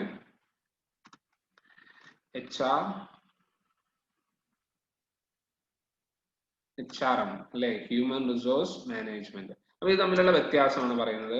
സ്റ്റാഫിംഗ് എന്ന് പറയുന്നത് ജസ്റ്റ് നിങ്ങൾ ആലോചിക്കുക, എന്ത് ചെയ്യുക, ഇതൊരു ഇതില് എംപ്ലോയീസ് എന്നുള്ള പറയുന്ന കോൺസെപ്റ്റ് ആണുള്ളത്. എംപ്ലോയീസ് പഴയ കാലങ്ങളിൽ ഇതിനെ നമ്മൾ ജസ്റ്റ് ഒരു എംപ്ലോയി, എന്റെ കീഴിൽ വർക്ക് ചെയ്യുന്ന ഒരു സബോർഡിനേറ്റ്സ്, ഒരു മുതലാളിക്ക് കീഴിൽ വർക്ക് ചെയ്യുന്ന ഒരു വ്യക്തി അല്ലെ, പേഴ്സൺ. എംപ്ലോയീസിനെ ട്രീറ്റ് ചെയ്യുന്ന ആസ് എ പേഴ്സൺ എന്നുള്ളതാണ്. പക്ഷേ HR മാനേജ്മെന്റിൽ നമ്മൾ ട്രീറ്റ് ചെയ്യുന്നത് is A valuable asset. Valuable asset അറിയാമോ? കാരണം ഒരു ബിസിനസിന്റെ ലാഭം ഉണ്ടാക്കുന്നതിൽ പ്രധാന പങ്കും ആർക്കാണ്? നമ്മൾ ഈ പറയുന്ന സ്റ്റാഫിനാണ്. അപ്പൊ അവരെ നല്ലപോലെ ട്രീറ്റ് ചെയ്ത് കഴിഞ്ഞാൽ നമ്മുടെ ബിസിനസ് സ്ഥാപനത്തിൽ പ്രധാനമായിട്ടും 2 തരത്തിലുള്ള സൊസൈറ്റിയാണ് ഉണ്ടാവുക. ഒന്ന് ഇന്റേണൽ സൊസൈറ്റി, രണ്ടാമത്തെ എക്സ്റ്റേണൽ സൊസൈറ്റി. ഈ ഇന്റേണൽ സൊസൈറ്റിയാണ് നമ്മളെ ബിസിനസ്സിലുള്ള എംപ്ലോയീസ് എന്ന് പറയുന്നത്. അപ്പൊ ആദ്യം അവരെ നമ്മൾ എന്ത് ചെയ്യണം?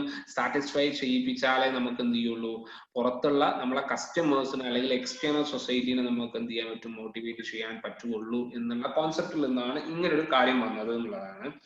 HR സ്റ്റാഫിങ്ങില് എങ്ങനെയാണ് സ്റ്റാഫിങ് ആലോചിക്കുന്നത് എന്താണെന്ന് വെച്ചാല്, സ്റ്റാഫിംഗ് ഡിപ്പാർട്ട്മെന്റ് ആലോചിക്കുന്ന കേസ് എന്ന് പറയുന്നത്, അവരാലോചിക്കുന്നത് how the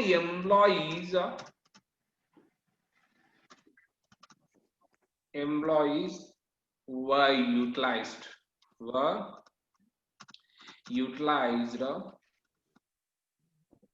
to get things done. എങ്ങനെ നമ്മുടെ കാര്യങ്ങൾ ചെയ്യിപ്പിക്കാൻ അവരെ യൂട്ടിലൈസ് ചെയ്യും എന്നുള്ളത് മാത്രമാണ് സ്റ്റാഫിംഗ്. അതായത് എങ്ങനെയെങ്കിലും നമ്മളെ കാര്യം കഴിപ്പിക്കുക എന്നുള്ളതാണ് സ്റ്റാഫിംഗ് ഡിപ്പാർട്ട്മെന്റിന്റെ ചിന്താഗതി എങ്കിൽ HR ഡിപ്പാർട്ട്മെന്റിന്റെ ചിന്താഗതി എന്താണെന്ന് നോക്കാം. HR ഡിപ്പാർട്ട്മെന്റ് എന്ന് പറയുന്നത് they try to develop all over and develop ചെയ്യും. അതേപോലെ തന്നെ develop and motivate all the things to achieve the organizational objectives of the അല്ലെ. അതായത് അവരെ മോട്ടിവേറ്റ് ചെയ്തിട്ട് നമ്മളെ ബിസിനസിന്റെ ലക്ഷ്യം നേടുക എന്നുള്ള, ഇവരെ മോട്ടിവേറ്റ് ചെയ്തിട്ട് ബിസിനസിന്റെ ലക്ഷ്യം നേടുക എന്നുള്ളതാണ് യഥാർത്ഥത്തിൽ ആര് ചെയ്യുന്നത്? HR ഡിപ്പാർട്ട്മെന്റ് ചെയ്യുന്നത്. അപ്പൊ ചിലപ്പോൾ ഡിഫറൻസ് ചോദിക്കാൻ സാധ്യത ഉണ്ട്. അപ്പൊ നിങ്ങൾ ചെയ്യേണ്ട കാര്യം എന്ന് പറയുന്നത്, സ്റ്റാഫിംഗ് ഡിപ്പാർട്ട്മെന്റ് എന്ന് പറയുന്നത് വലിയൊരു ടേം അല്ല. കാരണം HR ഡിപ്പാർട്ട്മെന്റ് ആണ് സ്റ്റാഫിനേക്കായും വലിയ ടേം എന്ന് മനസ്സിലാക്കുക. സ്റ്റാഫിങ്ങിന്റെ ഏറ്റവും വലിയ ടേം ഏതാണ്? HR ഡിപ്പാർട്ട്മെന്റ് ആണ്. ഓക്കെ അല്ലെ? HR ഡിപ്പാർട്ട്മെന്റ് ആണ് വലിയ ടേം. ശ്രദ്ധിക്കാം, HR ഡിപ്പാർട്ട്മെന്റ് ആണ് വലിയ ടേം സ്റ്റാഫിങ്ങിനേക്കായും. അതായത് വൈഡർ ടേം ആണ് HR ഡിപ്പാർട്ട്മെന്റ്. സ്റ്റാഫിംഗ് എന്ന് പറയുന്നത് എന്തിന്റെ ഭാഗം മാത്രമാണ്? HR ഡിപ്പാർട്ട്മെന്റ് ഒരു ഭാഗം മാത്രമാണ്. പിന്നെ സ്റ്റാഫിംഗ് എന്ന് പറയുന്നത് പ്രാധാന്യം നൽകുന്നത് ഒരു എംപ്ലോയി എന്നുള്ളതിന് മാത്രമാണ്. ഒരു എംപ്ലോയി ആയിട്ടാണ് സ്റ്റാഫിംഗ് ഡിപ്പാർട്ട്മെന്റ് ഇതിനെ കാണുന്നത്. പക്ഷെ HR ഡിപ്പാർട്ട്മെന്റ് ഒരു വാല്യുബിൾ അസറ്റ് ആയിട്ടാണ് എന്ത് ചെയ്യുന്നത്? ബിസിനസ്സിലുള്ള എംപ്ലോയീസിനെ കാണുന്നത് എന്നുള്ളതാണ്. ഇനി സ്റ്റാഫിംഗ് ഡിപ്പാർട്ട്മെന്റ് ചിന്തിക്കുന്നത് എന്താണ്? how the employee were utilized to get that thing. എങ്ങനെ കാര്യങ്ങൾ എംപ്ലോയീസിനെ കൊണ്ട് എങ്ങനെ അവരെ യൂസ് ചെയ്യാന്നുള്ളതാണ് ആലോചിക്കുന്നത്. പക്ഷെ ഇവിടെയോ അവരെ മോട്ടിവേറ്റ് ചെയ്തിട്ടാണ് നമ്മുടെ ബിസിനസിന്റെ ലക്ഷ്യം നേടുന്നത് ഏതില് HR ഡിപ്പാർട്ട്മെന്റിൽ. അപ്പൊ അങ്ങനെ ഒരു ഡിഫറൻസ് ഉണ്ട്. ഓക്കെ, അപ്പൊ അതൊന്ന് നിങ്ങൾ പ്രത്യേകം നോട്ട് ചെയ്യുക. ചിലപ്പം ചോദിക്കാറുണ്ട്, 2 മാർക്കിനാണ് സാധാരണ ചോദിക്കാറുള്ളത്. What is the difference between HR department ആണ് ഹ്യൂമൻ റിസോഴ്സ് ഡിപ്പാർട്ട്മെന്റ് എന്ന് പറയുന്നത്? സ്റ്റാഫിംഗ് ഡിപ്പാർട്ട്മെന്റ് ഓൾഡ് കോൺസെപ്റ്റ് ആണ് സ്റ്റാഫിംഗ് എന്ന് പറയുന്നത്, പക്ഷേ HR ഡിപ്പാർട്ട്മെന്റ് ആണ് പുതിയ കോൺസെപ്റ്റ്. ഓക്കെ ആണല്ലോ? അപ്പൊ നിങ്ങൾ എന്ത് ചെയ്യുക, ഇതൊന്ന് നോട്ട് ചെയ്ത് വെക്കുക, നന്നായിരിക്കും. നോട്ട് ചെയ്ത് വെച്ചാൽ നന്നായിരിക്കും ഞാൻ ഈ പറയുന്ന കാര്യങ്ങൾ. ഓക്കെ ആണല്ലോ? ഞാനിനി പറയണ്ട എന്ന് ഞാൻ വിശ്വസിക്കുന്നു. ഞാൻ പറഞ്ഞത് എന്താണ്? സ്റ്റാഫിംഗ് ഡിപ്പാർട്ട്മെന്റും HR ഡിപ്പാർട്ട്മെന്റും തമ്മിലുള്ള ഡിഫറൻസ് ആണ് പറഞ്ഞത്. അതുകൊണ്ട് എന്ത് ചെയ്യാം, അപ്പൊ ഇതാണ് ഞാൻ പറഞ്ഞത്. ഞാനിത് ക്ലിയർ ചെയ്യാൻ പോവാണ് കേട്ടോ. Then come to next point. Okay, നമുക്ക് അടുത്ത ഭാഗത്തേക്ക് വരാം. സ്റ്റാഫിംഗുമായി ബന്ധപ്പെട്ട കാര്യമാണ്. സ്റ്റാഫിംഗിന്റെ പ്രോസസ് ഇസ് വെരി ഇമ്പോർട്ടൻറ്റ്. സാധാരണ എസ്എ ചോദിക്കാറുള്ള ഭാഗമാണ് എന്ത്? പ്രോസസ് ഓഫ് സ്റ്റാഫിംഗ് എന്ന് പറയുന്നത്. അതായത് നമ്മൾ പറഞ്ഞു, ഒരു ബിസിനസ്സിലേക്ക് എംപ്ലോയീസിനെ എടുക്കുക എന്നുള്ളതിനപ്പുറത്തേക്ക് അതുമായി ബന്ധപ്പെട്ട എല്ലാ കാര്യങ്ങളും ഉൾപ്പെടുമ്പോഴാണ് നമ്മൾ അതിനെന്തെന്ന് പറയുന്നത്?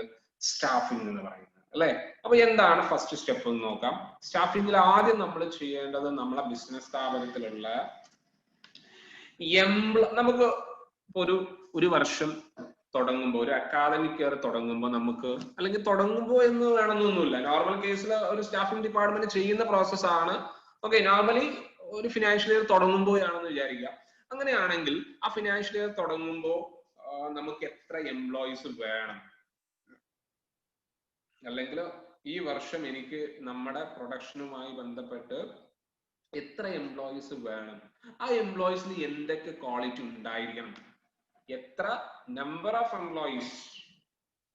എംപ്ലോയീസ് നീഡ്, എത്ര വേണം എന്നുള്ളത് പ്ലാൻ ചെയ്യുക എന്നുള്ളതാണ് ഒരു HR manager, human resource manager, ഞാൻ ഇനി അങ്ങനെ പറയാം, സ്റ്റാഫിംഗ് ഡിപ്പാർട്ട്മെന്റ് എന്ന് ഞാൻ പറയില്ല, HR മാനേജർ ആദ്യം ചെയ്യേണ്ട കാര്യം എന്ന് പറയുന്നത്, നമ്മുടെ ബിസിനസ് സ്ഥാപനത്തിലേക്ക് എത്ര എംപ്ലോയീസ് വേണം എന്നുള്ളത് എന്ത് ചെയ്യുക, ഒരു കാൽക്കുലേഷൻ നമ്മളെടുത്ത് വേണം, ആ കാൽക്കുലേറ്റ് ചെയ്ത് വെക്കുക എന്നുള്ളതാണ്. അപ്പൊ അതാണ് എന്താണ് മാൻ പവർ പ്ലാനിങ് എന്ന് പറയുന്നത്. നമ്മുടെ ബിസിനസ്സിലേക്ക് എത്ര എംപ്ലോയീസ് വേണമെന്ന് നമ്മൾ ചെക്ക് ചെയ്യും. അപ്പൊ നമ്മളുടെ എണ്ണം നമ്മൾ കണ്ടെത്തി. ശ്രദ്ധിക്കുക, നമ്മുടെ ബിസിനസ്സിലേക്ക് വേണ്ട ആളുകളുടെ എണ്ണം നമ്മൾ കണ്ടെത്തി. എത്രയാണ്? ഏകദേശം ഒരു 10 അക്കൗണ്ടന്റിനെ വേണമെന്ന് വിചാരിച്ചു. 10 അക്കൗണ്ടന്റ് വേണം. കാരണം നമ്മൾ 10 പുതിയ ബ്രാഞ്ചുകൾ സ്റ്റാർട്ട് ചെയ്തിട്ടുണ്ട്. അവിടെ ഉള്ള എംപ്ലോയീസിലേക്ക് 10 അക്കൗണ്ടന്റിനെ വേണമെന്ന് നമ്മൾ പ്ലാൻ ചെയ്തു. അപ്പൊ നിങ്ങൾ ആലോചിക്കേണ്ടത്, 10 എംപ്ലോയീസിനെ 10 അക്കൗണ്ടന്റിനെ വേണമെങ്കിൽ ഈ അക്കൗണ്ടന്റ് എന്ന് പറയുമ്പോൾ അയാൾക്ക് ഈ അക്കൗണ്ടന്റ് ചെയ്യേണ്ട കാര്യങ്ങൾ എന്തൊക്കെയുണ്ട്? അക്കൗണ്ടന്റ് എന്തൊക്കെ കാര്യങ്ങൾ ചെയ്യണമെന്നൊരു ധാരണ വേണമല്ലോ. അയാള് നമ്മളെ ബിസിനസ്സിൽ വരുന്ന ട്രാൻസാക്ഷൻസ് റെക്കോർഡ് ചെയ്യണം, അതുമായി ബന്ധപ്പെട്ട എല്ലാ കാര്യങ്ങളും ചെയ്യണം. അതുപോലെ തന്നെ ഫൈനൽ അക്കൗണ്ട്സ് ഉണ്ടാക്കണം, ട്രേഡിംഗ് അക്കൗണ്ടും പ്രോഫിറ്റ് ആൻഡ് ലോസ് അക്കൗണ്ടും ബാലൻസ് ഷീറ്റും ഉണ്ടാക്കണം, ആവശ്യമുള്ള സമയത്ത് റിപ്പോർട്ട് ചെയ്യണം. ഇതാണ് സിംപ്ലി ഒരു അക്കൗണ്ടന്റ് ചെയ്യേണ്ടത്. ഇതാണ് ഇദ്ദേഹത്തിന്റെ ജോബ് ഡിസ്ക്രിപ്ഷൻ. ജോബ് ഡിസ്ക്രിപ്ഷൻ നടത്തണം എന്ന് വേണമെങ്കിൽ പറയാം. അപ്പൊ അത് ജോബ് ഡിസ്ക്രിപ്ഷൻ നമ്മൾ നടത്തി. എന്താണ് ജോബ് ഡിസ്ക്രിപ്ഷൻ എന്ന് പറഞ്ഞാൽ? ജോബ് ഡിസ്ക്രിപ്ഷൻ എന്ന് പറഞ്ഞാൽ ഒരു ജോലിക്ക് അയാൾ ചെയ്യേണ്ട കാര്യങ്ങൾ എന്തൊക്കെയാണ്, ഒരു ജോലിക്ക് വേണ്ട കാര്യങ്ങൾ, അയാളുടെ ജോലി എന്തൊക്കെയാണ്, അയാൾ ചെയ്യേണ്ട ജോലി എന്തൊക്കെയാണെന്നുള്ളതാണ് ജോബ് ഡിസ്ക്രിപ്ഷൻ. അത് മാത്രം പോരാ, ജോബ് സ്പെസിഫിക്കേഷൻ നടത്തണം. ജോബ് സ്പെസിഫിക്കേഷൻ എന്ന് പറഞ്ഞാൽ എന്താ? ഒന്ന് ശ്രദ്ധിക്കാം.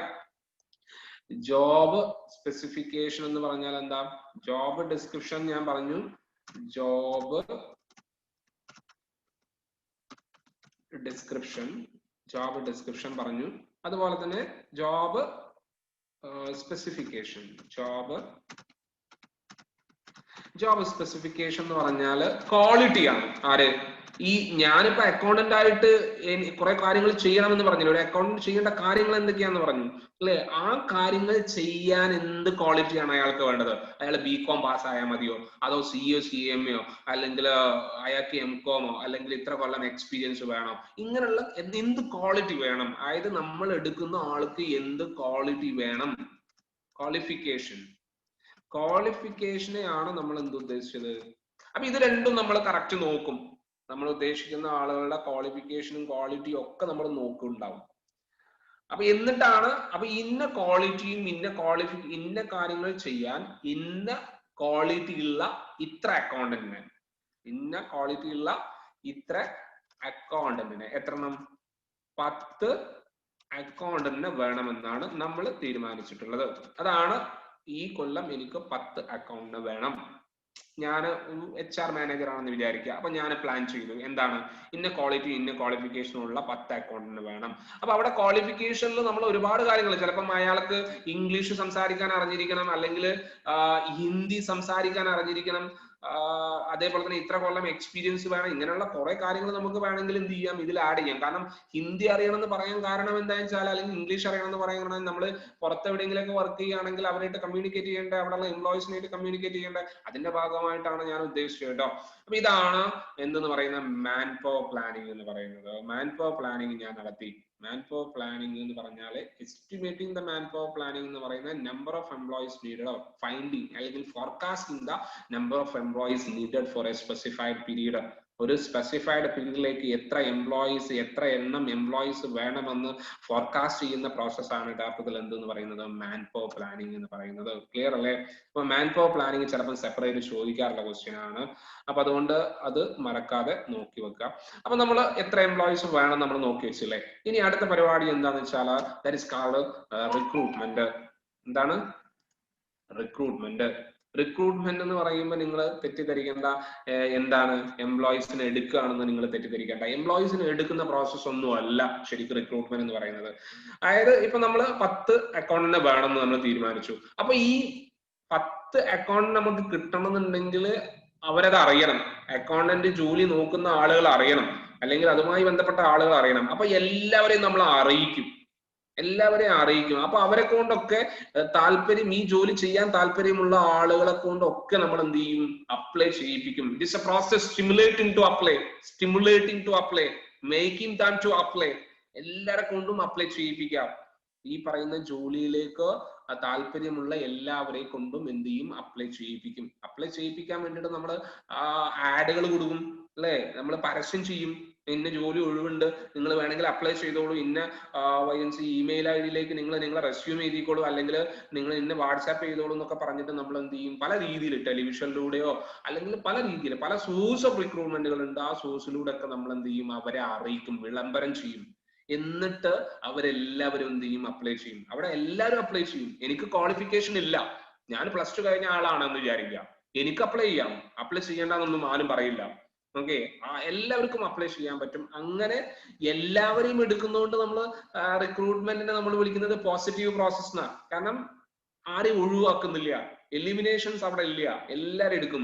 ഏത് ക്വാളിറ്റി ഉള്ള ആയിക്കോട്ടെ, ക്വാളിഫിക്കേഷൻ ഉള്ള ആയിക്കോട്ടെ, ഇല്ലാത്ത ആളായിക്കോട്ടെ, അല്ലെങ്കിൽ എന്താ പറയാ എക്സ്പീരിയൻസ് ഉള്ള ആളായിക്കോട്ടെ, ഇംഗ്ലീഷ് സംസാരിക്കാൻ അറിയുന്ന ആളായിക്കോട്ടെ, ഏത് തരത്തിലുള്ള താല്പര്യമുള്ള അവരെ കൊണ്ട് എന്ത് ചെയ്യുക, അപ്ലൈ ചെയ്യിപ്പിക്കുക എന്നുള്ളതാണ് റിക്രൂട്ട്മെന്റ്. അപ്പൊ നമ്മളെടുത്ത് എന്ത് ചെയ്യുന്നുണ്ട്, കുറെ ആപ്ലിക്കേഷൻസ് ഇരിക്കുന്നുണ്ട്. വേണ്ടതും വേണ്ടാത്തതുമായിട്ടുള്ള ഒരുപാട് ആപ്ലിക്കേഷൻസ് ഇരിക്കുന്നില്ലേ? ഉണ്ട്. സോ അവിടെ നിന്നാണ് നമ്മളെ പരിപാടി നമ്മൾ തുടങ്ങുന്നത്. റിക്രൂട്ട്മെന്റ് നടത്തി കഴിഞ്ഞാൽ, അതായത് നമ്മളെടുത്ത് ഒരു 1000കണക്കിന് ആപ്ലിക്കേഷൻസ് കിടക്കുന്നുണ്ടാവും. ഈ ആപ്ലിക്കേഷൻ എല്ലാം നമുക്ക് വേണ്ടതല്ല, ആണോ? അല്ല. ചിലത് നമുക്ക് ആവശ്യമില്ല, ചിലത് നമുക്ക് ആവശ്യമുണ്ട്. അപ്പൊ നമ്മൾ എന്ത് ചെയ്യും, ഈ ആവശ്യമില്ലാത്ത ഇതിനൊക്കെ ആദ്യം തന്നെ നമ്മൾ എന്ത് ചെയ്യും, എല്ലാ ആപ്ലിക്കേഷൻസും ചെക്ക് ചെയ്യും. അപ്പൊ നമ്മൾ ഉദ്ദേശിച്ച ക്വാളിറ്റി ഇല്ല, എന്താണ് ഇംഗ്ലീഷ് സംസാരിക്കാൻ അറിയുന്നത് എന്നുള്ളതല്ല, 2 വർഷം എക്സ്പീരിയൻസ് വേണം നമ്മൾ മാനദണ്ഡം വെച്ചിട്ടുണ്ട്. 2 വർഷം എക്സ്പീരിയൻസ് ഇല്ല എങ്കിൽ അയാളെ നമ്മൾ അപ്പൊ തന്നെ ഒഴിവാക്കും. അപ്പൊ കുറെ ആളുകൾ ഒഴിവാക്കുന്നുണ്ട് അല്ലെ. അപ്പൊ നമ്മൾ ഷോർട്ട് ലിസ്റ്റ് ചെയ്യാണ് ചെയ്യുന്നത്. ഷോർട്ട് ലിസ്റ്റ് ചെയ്യാന്ന് പറഞ്ഞാൽ നമ്മൾ ഈ പറയുന്ന ആപ്ലിക്കേഷൻസ് നമ്മൾ ഷോർട്ട് ലിസ്റ്റ് ചെയ്യാന്ന് പറഞ്ഞാൽ നമുക്ക് ആവശ്യമുള്ളവരെ മാത്രം എടുക്കും. അപ്പൊ തന്നെ നമ്മൾ കുറെ ആളുകളെ ഒഴിവാക്കുന്നുണ്ട്. അപ്പൊ ഇവിടുന്നാണ് സെലക്ഷൻ പ്രോസസ് തുടങ്ങുന്നത്. അപ്പൊ കുറെ ആളുകളെ എടുക്കാൻ വേണ്ടിയിട്ടുള്ളതല്ല സെലക്ഷൻ എന്ന് പറയുന്നത്, ശരിക്കും കുറെ ആളുകളെ ഒഴിവാക്കാൻ വേണ്ടിയിട്ടുള്ളതാണ്. സെലക്ഷൻ എന്ന് പറയുന്നത് എലിമിനേഷൻ റൗണ്ടാ. അതുകൊണ്ട് തന്നെ ഇതിനെ നമ്മൾ വിളിക്കുന്നത് നെഗറ്റീവ് പ്രോസസ് എന്നാണ് സെലക്ഷനെ വിളിക്കുന്നത്. അപ്പൊ നമ്മൾ കുറെ ആളുകളെ ഷോർട്ട് ലിസ്റ്റ് ചെയ്യും. അവരെ നമ്മൾ വിളിച്ചിട്ട് എന്ത് ചെയ്യും, ഇന്റർവ്യൂവിന് വരാൻ പറയും. ഇന്റർവ്യൂവിന് വന്നു കഴിഞ്ഞാൽ അവരെന്ത് ചെയ്യും, ഇന്റർവ്യൂ ചെയ്യുമ്പോൾ തന്നെ നമ്മൾ കമ്മ്യൂണിക്കേറ്റ് ചെയ്യുമ്പോൾ തന്നെ അവരെ നമ്മൾ കുറച്ച് പേരെ നമ്മൾ ഒഴിവാക്കും.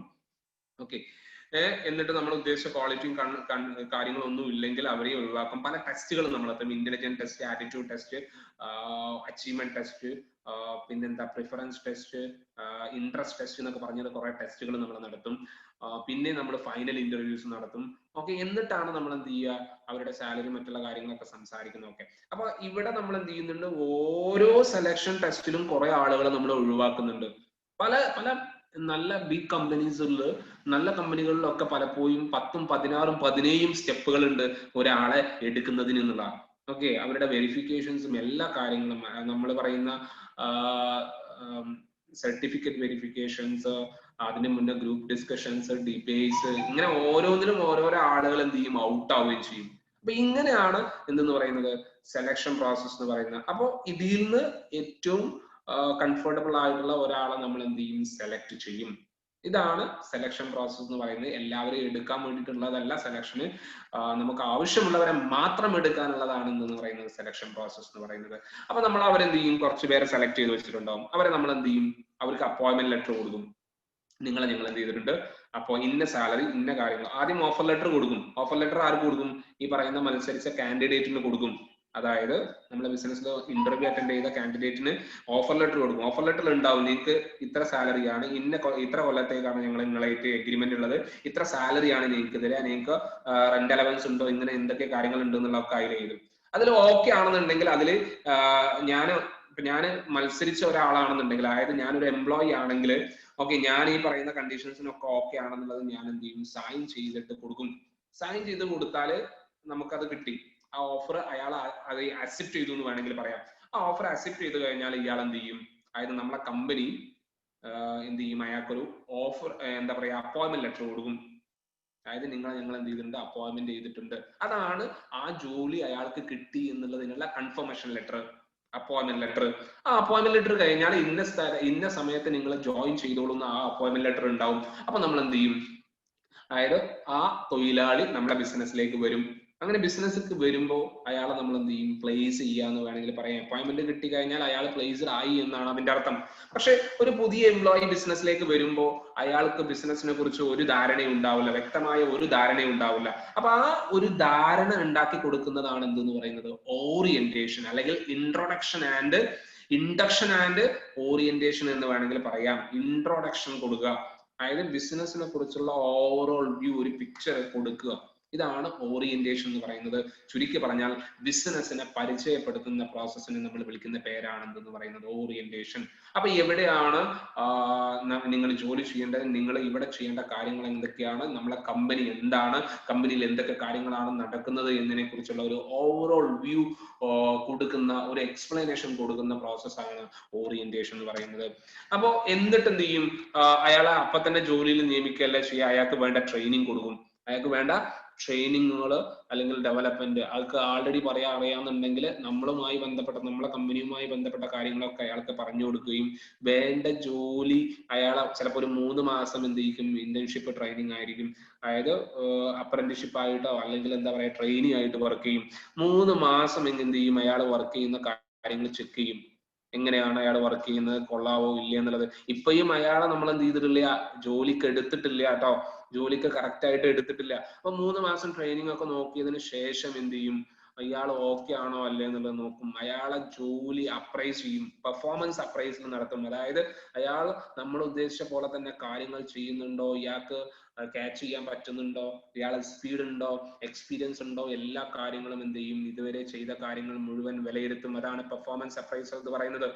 അങ്ങനെ വിലയിരുത്തി കഴിഞ്ഞാൽ അയാൾക്ക് നമ്മൾ എന്ത് ചെയ്യും, പ്രൊമോഷൻ കൊടുക്കുകയല്ല, പ്രൊമോഷൻ കൊടുക്കുന്നതിന് മുന്നേ അയാൾക്ക് കോമ്പൻസേഷനും സാലറിയും മറ്റുള്ള കാര്യങ്ങളൊക്കെ ഫിക്സ് ചെയ്യുകയും പിന്നെ നമ്മൾ പ്രൊമോഷനും പ്ലാനിങ്ങും നടത്തുകയും ചെയ്യും.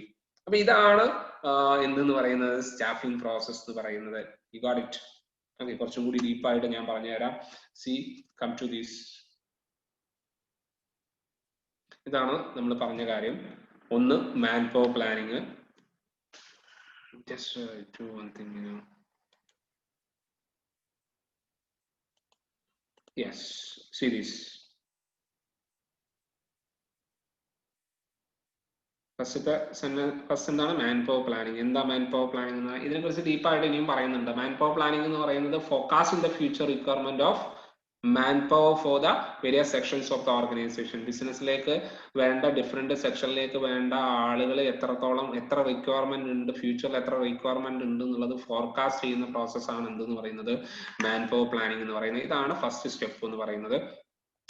രണ്ടാമത്തത് ഞാൻ പറയാത്ത ഒരു കാര്യമായിരുന്നു, ഞാൻ പറഞ്ഞു മാൻപവർ പ്ലാനിങ്ങിൽ ഉൾപ്പെടുന്നതായിട്ട് തന്നെയാണ് പറഞ്ഞത്. ഏത്? Job analysis. ജോബ് അനലൈസിസ് എന്ന് പറഞ്ഞാൽ ജോബ് ഡിസ്ക്രിപ്ഷനും ജോബ് സ്പെസിഫിക്കേഷനും നോക്കുക എന്നുള്ളതാണ്. ജോലിയെ കുറിച്ച് എല്ലാ കാര്യങ്ങളും പഠിക്കുക. Every job, the process of collecting and analyzing basic element of each and every job. ഓരോ ജോലിയെ കുറിച്ചും ക്വാളിഫിക്കേഷൻ എന്താണ്, ക്വാളിറ്റി എന്താണ്. ഞാൻ പറഞ്ഞത് എന്ത്, ജോബ് ഡിസ്ക്രിപ്ഷനും ജോബ് സ്പെസിഫിക്കേഷനും നടത്തണം ജോബ് അനലൈസിസിന്റെ കേസ്. അപ്പൊ ചില ബുക്കുകളിൽ ഇത് രണ്ടും കൂടി ഒന്നായിട്ടാണ് കൊടുക്കുക, ചില പുസ്തകത്തിൽ എന്ത് ചെയ്യും, രണ്ടെണ്ണമായിട്ട് കൊടുക്കുന്നുണ്ടാവും. അപ്പൊ നിങ്ങൾ രണ്ടെണ്ണമായിട്ട് കൊടുക്കുന്നത് തന്നെ ആയിരിക്കും കുറച്ചും കൂടി നന്നാവുക. അങ്ങനെ പഠിക്കുമ്പോൾ കുറച്ചും കൂടി വ്യക്തതയുണ്ട്. ജോബ് അനലൈസിസ് എന്ന് ഞാൻ പറഞ്ഞത് എന്തിനെ കുറിച്ചാണ്? രണ്ട് കാര്യങ്ങൾ ചെയ്യണം എന്ന് പറയുന്നത് എന്താണ്? ജോബ് ഡിസ്ക്രിപ്ഷൻ എന്ന് പറഞ്ഞാൽ ആ ജോലിയെ കുറിച്ചുള്ള ആ ജോലി എന്തൊക്കെ കാര്യങ്ങൾ ചെയ്യണം എന്നുള്ളത്, ആ ജോലിയിൽ അക്കൗണ്ടന്റ് ആണെങ്കിൽ എന്തൊക്കെ കാര്യങ്ങൾ ചെയ്യണം എന്നുള്ളത്.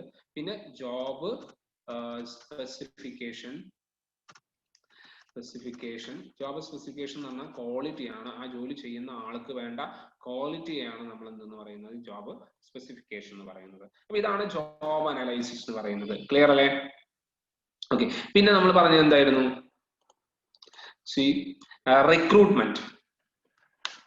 റിക്രൂട്ട്മെന്റ് എന്താണെന്ന് നമ്മൾ പറഞ്ഞു. എന്താണ്? ശ്രദ്ധിക്കണം. It's a process of identification of different source of personnel. എവിടെ നിന്നൊക്കെയാണ് എംപ്ലോയീസിനെ നമുക്ക് എവിടെ നിന്നൊക്കെയാണ് കിട്ടുക എന്നുള്ളതും and simulating then to apply for the job. അവരെ കൊണ്ട് അപ്ലൈ ചെയ്യിപ്പിക്കുന്ന പ്രോസസ്സാണ് യഥാർത്ഥത്തിൽ. അതായത് എവിടേക്ക് എംപ്ലോയീസ് ഉണ്ടോ അവരൊക്കെ കണ്ടെത്തിയിട്ട് ജോലി ചെയ്യാൻ താല്പര്യമുള്ള ആളുകളൊക്കെ കണ്ടെത്തിയിട്ട് അവരെ കൊണ്ട് എന്ത് ചെയ്യുക, ജോലിക്ക് അപ്ലൈ ചെയ്യിപ്പിക്കുക. നമ്മുടെ ബിസിനസ് സ്ഥാപനത്തിലുള്ള ജോബിന് അപ്ലൈ ചെയ്യിപ്പിക്കുന്നതാണ് റിക്രൂട്ട്മെന്റ്. നല്ലോണം ശ്രദ്ധിക്കുക, തെറ്റാൻ പാടില്ല. ഓക്കെ, നിങ്ങൾക്ക് സാധാരണ തെറ്റുന്ന ഒരു പോയിന്റ് ആണ് റിക്രൂട്ട്മെന്റ് എന്ന് പറയുമ്പോൾ തന്നെ നിങ്ങൾ ചാടി കയറി എന്ത് ചെയ്യും, ആ എംപ്ലോയീസിനെ എടുക്കുക എന്ന് എഴുതാറുണ്ട്. അപ്പൊ അത് ഒഴിവാക്കാൻ വേണ്ടിയിട്ടാണ് ഞാൻ വീണ്ടും റിപ്പീറ്റ് ചെയ്ത് പറയുന്നത് റിക്രൂട്ട്മെന്റ് എന്താണെന്നുള്ളത്. ക്ലിയർ അല്ലേ? അതായത് അവരെ കൊണ്ട് അപ്ലൈ ചെയ്യിപ്പിക്കുന്ന പ്രോസസ്സാണ് സ്റ്റിമുലേറ്റിംഗ് ദം ടു അപ്ലൈ. ഈ പോയിന്റ് പ്രത്യേകം കോട്ട് ചെയ്യുക, സ്റ്റിമുലേറ്റിംഗ് ദം ടു അപ്ലൈ എന്ന് പറയുന്നത്. ദെൻ നാലാമത്തെ പോയിന്റ് സെലക്ഷൻ ആണ്. സെലക്ഷൻ എന്ന് പറയുന്നത് selection involves a careful screening and choosing the right candidate who have applied for the job. ജോലിക്ക് അപ്ലൈ ചെയ്ത ആളുകളിൽ നിന്ന് എന്ത് ചെയ്യുക, സ്ക്രീനിങ് നടത്തുക, എന്നിട്ട് കറക്റ്റ് കാൻഡിഡേറ്റിനെ നമ്മൾ എടുക്കുക. ഇതാണ് സെലക്ഷൻ. ഇവിടെ സെലക്ഷൻ പ്രോസസ്സ് തന്നെ വേറെ ഉണ്ട്. എന്തൊക്കെയാണെന്നുള്ളത് നമുക്ക് പറയാം. സെലക്ഷന് ഒരുപാട് പ്രോസസ്സുകൾ ഉണ്ട്. അതിൽ സെലക്ഷൻ ടെസ്റ്റുകൾ നടക്കുന്നുണ്ട്, എല്ലാ കാര്യങ്ങളും നടക്കുന്നുണ്ട്, ഇന്റർവ്യൂ നടക്കുന്നതൊക്കെ ഈ പറയുന്ന സെലക്ഷൻ സ്റ്റെപ്പിലാണ്. ഇനി അഞ്ചാമത്തതാണ് പ്ലേസ്മെന്റ് എന്ന് പറയുന്നത്. Putting the right person at the right job. Correct ആളെ കറക്റ്റ് ജോലിയിൽ നിയമിക്കുക. Proper placement has to reduce the labour turn over and absentees and accidents. Okay, ഇങ്ങനെ കറക്റ്റ് ജോലിയിൽ കറക്റ്റ് ആളെ തന്നെ പ്ലേസ് ചെയ്ത് കഴിഞ്ഞാൽ നമുക്ക് എന്ത് ചെയ്യാൻ പറ്റും, ആബ്സെന്റീസും മറ്റുള്ള കാര്യങ്ങളൊക്കെ കുറക്കാൻ പറ്റും എന്നാ പറയുന്നത്. പിന്നെ ഓറിയന്റേഷൻ എന്താണെന്ന് ഞാൻ പറഞ്ഞു. ഓറിയന്റേഷൻ എന്താണ്? ഓറിയന്റേഷൻ നോക്കുക. ഓറിയന്റേഷന്റെ പ്രത്യേകത എന്തൊക്കെയാണ്? Orientation is a process of making a new employee familiar with organization. Underline ചെയ്യുക, making new employee familiar with organization. ഇതാണ് നിങ്ങൾ എഴുതിയൊക്കെ. ചിലപ്പം ഓറിയന്റേഷൻ മാത്രം ക്വസ്റ്റ്യൻ ചോദിക്കാറുണ്ട്. അപ്പൊ അതുകൊണ്ടാണ് ഞാൻ വീണ്ടും പറയുന്നത്. അപ്പൊ എംപ്ലോയീസിന് നമ്മുടെ ബിസിനസ്സിലുള്ള റൂൾസ് ആൻഡ് റെഗുലേഷൻസും എന്തൊക്കെ കാര്യങ്ങളാണ്, നമ്മുടെ ബിസിനസ്സിലുള്ള ഫോർമൽ ഓറിയന്റേഷൻ സിസ്റ്റം എന്തൊക്കെയാണ് എന്നുള്ള കാര്യങ്ങളൊക്കെ എന്ത് ചെയ്യുക, കറക്റ്റ് ആയിട്ട് ഇനീഷ്യേറ്റ് ചെയ്ത് പറഞ്ഞു കൊടുക്കുക. Then training and development, training കൊടുക്കുക എന്നുള്ളതാണ്. ട്രെയിനിങ് ആൻഡ് ഡെവലപ്മെന്റ് എന്ന് പറയുന്നത് നോളജും സ്കില്ലും കൂട്ടാൻ വേണ്ടിയിട്ട് നടത്തുന്ന ഒന്നാണ് എന്തെന്ന് പറയുന്നത് ബെറ്റർ ട്രെയിനിങ് എന്ന് പറയുന്നത്. ഇനി പെർഫോമൻസ് അപ്രൈസൽ എന്താണെന്നുള്ളത് നിർബന്ധമായിട്ടും പഠിക്കുക. ഇതും ചിലപ്പം ചോദിക്കാറുണ്ട്, വൺ വേർഡ് ക്വസ്റ്റ്യൻ ചോദിക്കാറുണ്ട്. It is A valuation of job performance and behaviour of employee periodically. ഓരോ പീരീഡ് കഴിയുമ്പോഴും, ഇപ്പൊ 1 മാസം കഴിയുമ്പോഴും, 2 മാസം കഴിയുമ്പോഴും, 3 മാസം കഴിയുമ്പോഴും, 1 വർഷം കഴിയുമ്പോഴും എന്ത് ചെയ്യുക, ജോലി എങ്ങനെയാണ് അവർ ചെയ്യുന്നത് എന്നുള്ളത് എന്ത് ചെയ്യുക, വിലയിരുത്തുന്നതാണ് എന്തെന്ന് പറയുന്നത് പെർഫോമൻസ് അപ്രൈസൽ എന്ന് പറയുന്നത്. It is necessary for the future improvement. എന്തിനു വേണ്ടിയിട്ടാണ് ചെയ്യുന്നതെന്ന് പറയുന്നത്, ഫ്യൂച്ചറിൽ എന്തെങ്കിലും ഇംപ്രൂവ്മെന്റ് നടത്തണമെന്നുണ്ടെങ്കിൽ അതിന് വേണ്ടിയിട്ട് ചെയ്യുന്ന കാര്യമാണ് എന്തെന്ന് പറയുന്നത് നമ്മൾ ഈ പറയുന്ന man power sorry performance appraisal എന്ന് പറയുന്നത്. അപ്പൊ ഞാൻ പറഞ്ഞത് പ്രോസസ് ആണ്, സ്റ്റാഫിങ്ങിന്റെ പ്രോസസ്സുകളെ കുറിച്ചാണ് ഞാൻ പറഞ്ഞത്. സ്റ്റാഫിങ്ങിന്റെ പ്രോസസ് ഏതൊക്കെയാണ് നിങ്ങൾക്ക് കിട്ടിയെന്ന് ഞാൻ വിചാരിക്കുന്നു. അല്ലേ, കിട്ടിയില്ലേ? ഏതൊക്കെയാണ് കിട്ടിയില്ലേ? സ്റ്റാഫിങ്ങിന്റെ പ്രോസസ് ഏതൊക്കെയാണെന്നുള്ളത് ഇനി ഒന്നും കൂടി ഉണ്ട്. അപ്പൊ പെർഫോമൻസ് അപ്രൈസൽ പ്രത്യേകം നോട്ട് ചെയ്യണം. Then compensation. Compensation means salary എന്നാ പറയാ, അവർക്ക് കൊടുക്കുന്ന വേതനം. കോമ്പൻസേഷൻ എന്ന് പറഞ്ഞാൽ തെറ്റിദ്ധരിക്കേണ്ട, remuneration payable to every employee on the base of job evaluation. എല്ലാവർക്കും ഒരേപോലെ സാലറി കൊടുക്കാൻ പറ്റില്ല. അവരുടെ പെർഫോമൻസ് അപ്രൈസൽ നടത്തിയതിനു ശേഷം അത് ഇവാലുവേറ്റ് ചെയ്തിട്ട് അവരുടെ കപ്പാസിറ്റി എത്ര ഉണ്ട്, അവരുടെ പെർഫോമൻസ് എങ്ങനെ ഉണ്ട് എന്ന് നോക്കിയിട്ടാണ് നമ്മൾ എന്ത് ചെയ്യുന്നത്, സാലറി ഫിക്സ് ചെയ്യുന്നത്. ആദ്യം തന്നെ സാലറി ഫിക്സ് ചെയ്യോ? ഇല്ല. അവർക്ക് ചിലപ്പോൾ എന്ത് ചെയ്യും, അത് ചിലപ്പം പറയും, ബിസിനസ് സ്ഥാപനം തന്നെ പറയും എന്താണ് അതിന്റെ റൂൾസ് ആൻഡ് റെഗുലേഷൻസ് എന്നുള്ളതൊക്കെ കറക്റ്റ് ആയിട്ട് പറയും. അപ്പൊ അതുകൊണ്ടാണ് ഞാൻ പറയുന്നത് കോമ്പൻസേഷൻ എന്ന് പറയുന്നത് remuneration payable to every employee on the base of job evaluation and performance. അപ്പോൾ അവർക്ക് എങ്ങനെയാണ് സാലറി കൊടുക്കുക, ഫെയർ ആയിട്ടുള്ള ഇൻസെന്റീവ്സ് എന്തൊക്കെയാണ് കിട്ടുക, ഇങ്ങനെയുള്ള കാര്യങ്ങളൊക്കെ തീരുമാനിക്കുന്നത് കോമ്പൻസേഷൻ എന്ന് പറയുന്ന സെക്ഷനിലാണ്. Compensation means payable remuneration to every employees, an amount and form of remuneration payable. അതുമായി ബന്ധപ്പെട്ട കാര്യമാണ്, പേയ്മെന്റുമായി ബന്ധപ്പെട്ട കാര്യമാണ്, സാലറിയുമായി ബന്ധപ്പെട്ട കാര്യമാണ്, റെമ്യൂണറേഷനുമായി ബന്ധപ്പെട്ട കാര്യമാണ് കോമ്പൻസേഷൻ എന്ന് പറയുന്നത്. ദെൻ അവസാനത്തത് പ്രൊമോഷൻ ആൻഡ് ട്രാൻസ്ഫർ ആണ്. അയാളെ പ്ലേസ് ചെയ്തു, സാലറി ഒക്കെ ഫിക്സ് ചെയ്തു, പിന്നെ ഓരോ കാലങ്ങളിലായിട്ട് നടന്നുകൊണ്ടിരിക്കുന്ന നമ്മളെ ബിസിനസ്സിലുള്ള ഇന്റേണൽ എന്താ പറയാ, ഇന്റേണൽ റിക്രൂട്ട്മെന്റുമായി ബന്ധപ്പെട്ട കാര്യമാണ് പ്രൊമോഷൻ ആൻഡ് ട്രാൻസ്ഫർ എന്ന് പറയുന്നത്. ചിലപ്പോൾ എന്ത് ചെയ്യും, പണിഷ്മെന്റ് ട്രാൻസ്ഫറുകൾ ഉണ്ടാവും. അതുപോലെ തന്നെ നല്ല പെർഫോമൻസ് കാഴ്ചവെക്കുന്നവർക്ക് നമ്മൾ എന്ത് ചെയ്യും, പ്രൊമോഷൻ കൊടുക്കും. അതായത് ഒരു പ്ലേസിൽ നിന്ന് വേറെ പ്ലേസിലേക്ക് shifting an employee from one place to another place without changing any responsibility, that is called transfer. Transfer എന്ന് പറയുന്നത് അതാണ്. അതുപോലെ പ്രൊമോഷൻ എന്ന് പറഞ്ഞാൽ എന്താണ് നമ്മൾ പറഞ്ഞു. പ്രൊമോഷൻ എന്ന് പറഞ്ഞാൽ എന്താണ്, ഒരു എംപ്ലോയിനെ ഹയർ പൊസിഷനിലേക്ക് എന്ത് ചെയ്യുക, മാറ്റുന്നതാണ് എന്തെന്ന് പറയുന്നത്, പ്രൊമോഷൻ എന്ന് പറയുന്നത്. അതെന്താന്ന് ഇവിടെ പറയുന്നുണ്ട്, employee forming current position to the position of higher responsibilities called is a promotion. Higher പൊസിഷനിലേക്ക് ട്രാൻസ്ഫർ ചെയ്യുന്നത് പ്രൊമോഷനും. ഇവിടെ അങ്ങോട്ടും ഇങ്ങോട്ടും മാറിയിട്ടുണ്ട്. എന്താ പറയാ, ഒരു എംപ്ലോയിനെ മറ്റൊരു പ്ലേസിലേക്ക് എന്ത് ചെയ്യുക, ചേഞ്ച് ചെയ്യുന്നത് എന്തില്ല, without any position change. Positions ഒന്നും ചേഞ്ച് ചെയ്യാതെ മാറ്റുന്നതിന് നമ്മൾ എന്തെന്ന് പറയും, പ്രൊമോഷൻ അല്ല ട്രാൻസ്ഫർ എന്ന് പറയും. ഞാൻ പറഞ്ഞു മനസ്സിലായോ?